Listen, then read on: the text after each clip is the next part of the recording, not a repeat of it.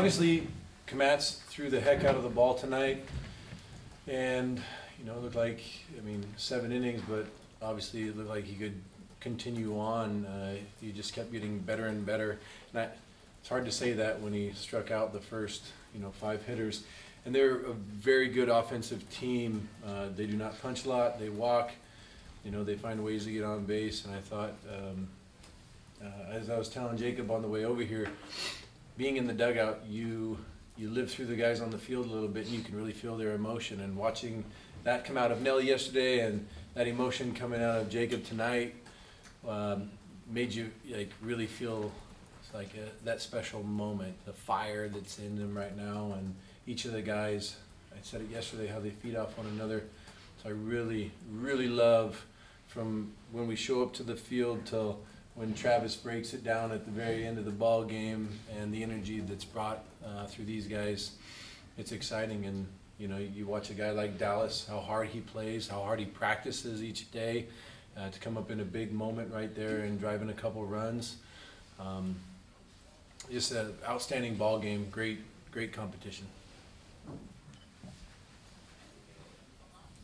Kerry Eggers, KerryEggers.com. Jacob, you look like you were in command most of the night. Talk a little bit about what worked best for you.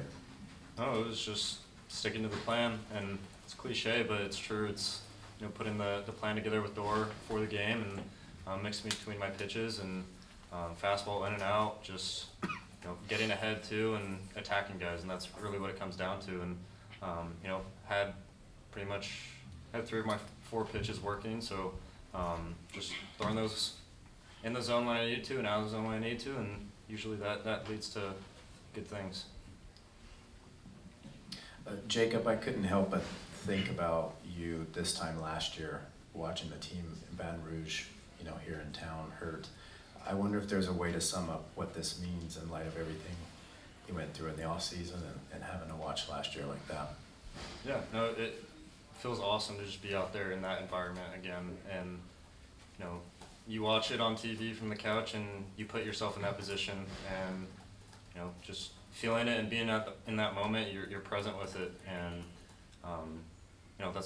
those are the moments you work for every day. So just continuing to do that. Trav, it looked like there was a lot more emotion out of that home run than maybe usually with you. It didn't look like you even knew it was a home run at first. Maybe thought it was foul. Just sort of, what was the emotion going through your head when you were rounding the bases? Yeah, I think when you surprise yourself that it came back, the surprise probably brought a little more emotion out. But again, going deep in a count against a guy that got me in his first at bat, and I felt locked in. I felt like I missed a pitch earlier.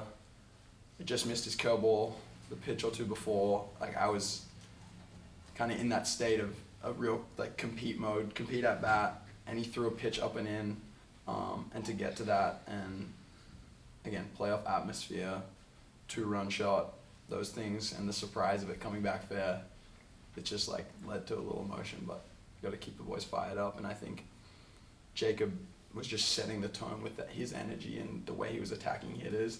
So for us to, on offense, step up and kind of have the same energy as him, it's just time and a place to bring it. Ronald Clark, K-Val. Mitch, obviously at this time of the year, you kind of want to watch those arms and not let them go too long, but what kind of goes into the decision to, keep Kmatz going tonight? Where in there did you decide, okay, let's let him keep going? Dor looked at me and goes, "What do you think about this spot right here?" I said, "He looks pretty good to me." And then I saw Segura peek his head over and go, "Yeah, he's fine." I said, "Let's just keep him rolling." And he punched out the last guy too. It just, again, feeling their energy, trusting what your eyes are telling you. He's continued to climb throughout the entirety of this year and his whole career here, from filling up the zone to throwing high quality strikes, developing each and every pitch, and then developing a big time mentality. Really everything said he's in a really good spot right there too. And when the offense is also putting together runs, it's because he's getting guys out real quick and getting us back in there, and so it felt like we were on offense a lot tonight. But I don't know, you fuel off the guys, and I don't think he wanted anyone to go out there and take the ball from him. I wasn't going to do it, and Rich didn't look like he wanted to do it either. So a quick motivational talk, get the job done, and he did it. Do you recall striking out the first 5 batters of a game before? Is this the first time? And how would you describe, your start? You were just so locked in from the beginning there. I mean, I'm not sure. I can't say I have, or I don't know, but yeah, like I said, it was just kind of, you want to set the tone, and that's a big part of, big win yesterday, and you want to come in and you're just thinking about that first pitch and executing that first one, and then you go from there. And so, it just energy and wanting to provide the guys with energy, and you get to 2 strikes, you want to put them away, and so sometimes that leads to missed pitches, but just attacking guys, and good things happen when you do that. Brett Taylor, KZI 9 Sports. Dallas, this one is for you.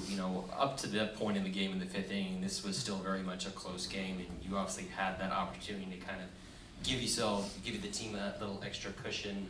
What did it kind of feel in that moment, in that situation, to be able to give your team that little extra push, and obviously, which ultimately could have made the difference depending on what we saw from UC Irvine late in this one?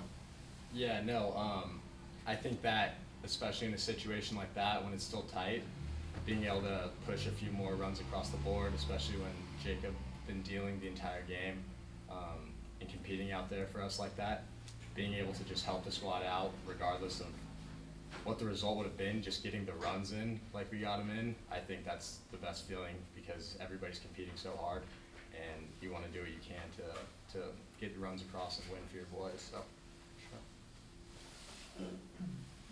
Jared Denny, Statesman Journal. Travis, this is the second night in a row that an opposing coach has told us that their game plan was to kind of make sure that you didn't beat them. How do you kind of stay within yourself in these big moments when you know you're not going to get a lot to hit, and kind of still try to have productive at-bats? Yeah, I don't think much changes. I think just continuing to be ready to hit pitches over the heart, spit on stuff that's down, off, and so it's the same process, same approach I've had all year. Prep for what the pitcher's got and understand what he's going to bring that I can damage, and go at that, take the other stuff and compete with 2 strikes.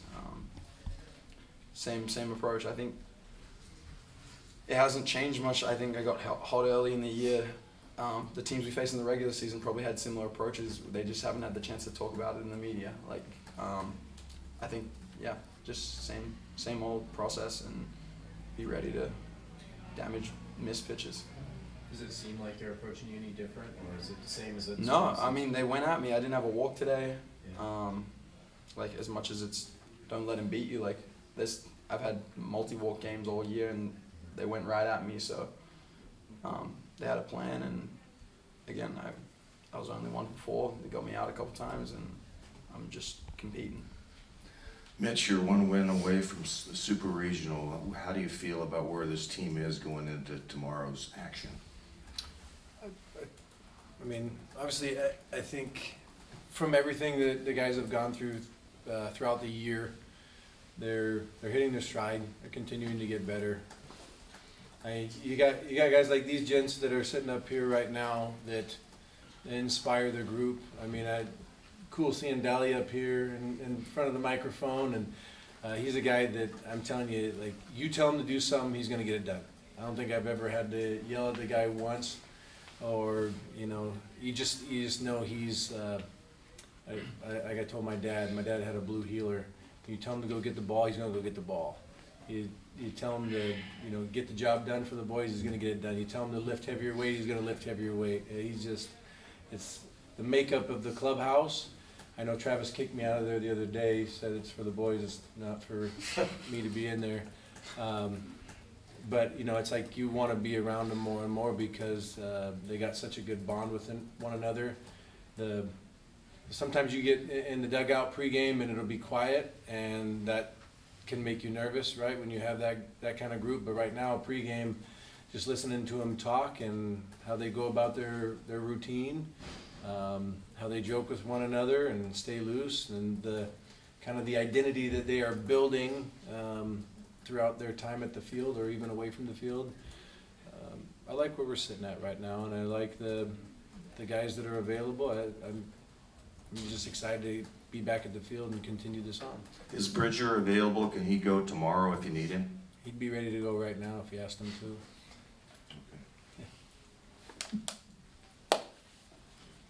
First of all, Dallas, is that true? He's never yelled at you really quick?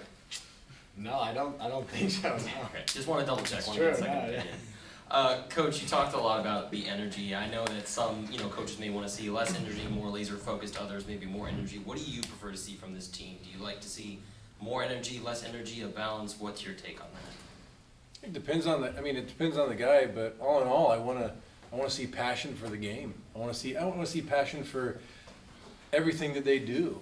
And it's no different than waking up at 5:30 and going to weights. On those days, how guys walk in the weight room, are you tired? So what? Like, you don't have to be if you don't want to be. You get a choice. And how these guys show up every day, we talk about what it means to be in the dugout or DHing or be out on defense, like not looking at our pitch comms and just communicating with one another. Yesterday we had misplayed a ball, and then instantly Travis goes over and hops on the mound and starts talking, and then Hainline comes in as well. It's those kind of learning moments. If anything, I was talking to the other guys on the field and said, why aren't you guys in there? Right? This is an energy thing. And even walking across the field to come in here, you look at the mound, and I step in the box, and I was like, man, I really miss being in this box. How cool is it you guys get to stand in that box, with our fans here, and to be on that mound. Like, how can you not have energy? And it's a gift that we have to be here and to play in that environment, to practice at this field and have all the gifts that we are given to be here. And so I do expect, not necessarily rah-rah energy. I expect laser focus and intent, but passion to be here and put on this uniform, because for all of us at some point, we don't get to do that anymore. Whether it's you're hanging with your kids or your wife, or just, why not be excited about anything that you're doing on a given moment? Last question.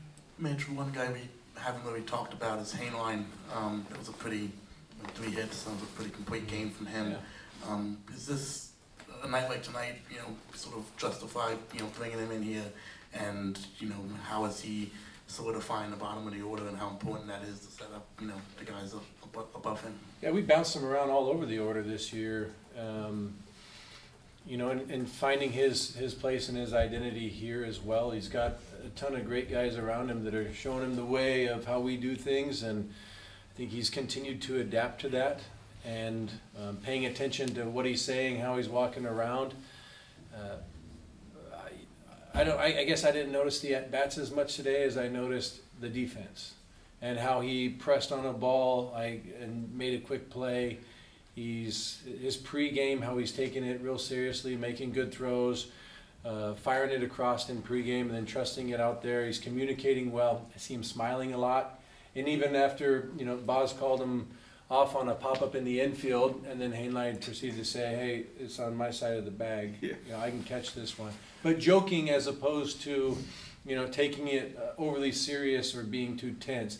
He was out there having fun today, and I do believe through this he's made a really good friend, someone that he cares about along the way, that he's been playing catch with every day.